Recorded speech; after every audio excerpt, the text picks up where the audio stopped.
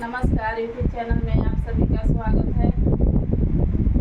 मैं पुष्पा प्रजापति, मैं गंगा मिश्रा। हम लोग झूमर गीत गाने जा रहे हैं। पसंद आए लाइक कीजिएगा, सब्सक्राइब कीजिएगा, शेयर कीजिएगा, कमेंट करके बताइएगा कि ये गाना आप लोगों को कैसा लगा।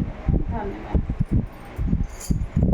घड़ी ला ले पनिया कुआना से ले आई बुना नदी, घड़ी ला ले पिया कुआना से ले आई बुना नदी। घड़ी ला ले पनिया कुआना से ले आई बुना नदी। घड़ी ला ले पनिया कुआना से ले आई बुना नदी।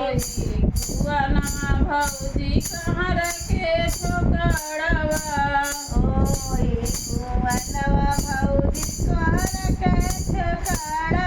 ओही कुआना भौजी कहाँ रखे छोकड़वा। ओई कुआनवा भौजी कहाँ रखे छोकड़वा। कहाँ रखतिया मोर नजरिया लड़ी जइहे भौजी। तारा तकिया मोर नजरिया लड़ी जाइए भौजी। कहाँ रखतिया मोर नजरिया लड़ी जइहे भौजी। तारा तकिया मोर नजरिया लड़ी जाइए भौजी। घड़ी ला ले पनिया भरे नाई जइबे भौजी। घड़ी ला ले पनिया भरे नाई जाइबे नाव भौजी। घड़ी ला ले पनिया भरे नाई जइबे भौजी। घड़ी ला ले पनिया भरे नाई जाइबे भौजी। डलिया ले फूलवा लोढ़ी के ले आई बुना नदी। डलिया ले फूलवा लोड़ी के ले आई बुना नदी। डलिया ले फूलवा लोढ़ी के ले आई बुना नदी। डलिया ले फूलवा लोड़ी के ले आई बुना नदी। फूलवरिया भौजी मालिया के छोकड़वा। ओई फूलवरिया भौजी मलिया के छोकड़वा। फूलवरिया भौजी मालिया के छोकड़वा। ओई फूलवरिया भौजी मलिया के छोकड़वा। मालिया तकिहे मोर नजरिया लड़ी जइहे भौजी।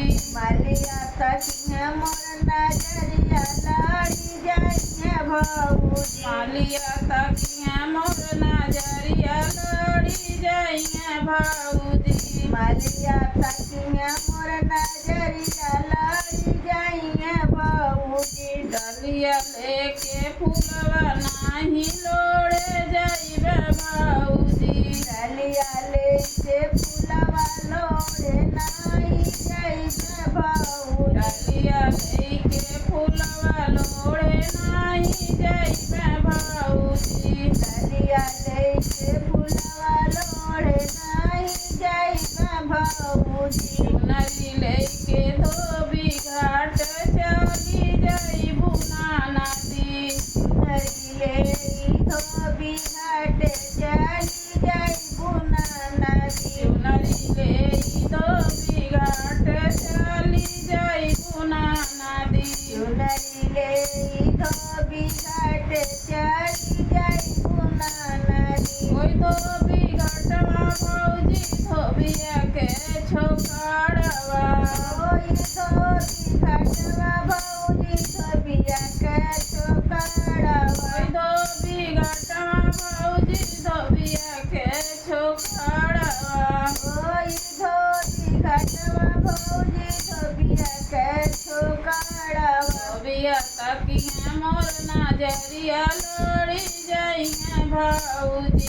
धोबिया तकिया मोर नजरिया लड़ी जाइए भौजी। धोबिया तकिहे मोर नजरिया लड़ी जइहे भौजी। धोबिया तकिया मोर नजरिया लड़ी जाइए भौजी। चुनरी ले धोबी घाट नाही जइबे भौजी। चुनरी ले धोबी भौजी चुनरी ले दो बिघाट नाही जइबे भौजी चुनरी ले बिघाट नाही जाइब भौजी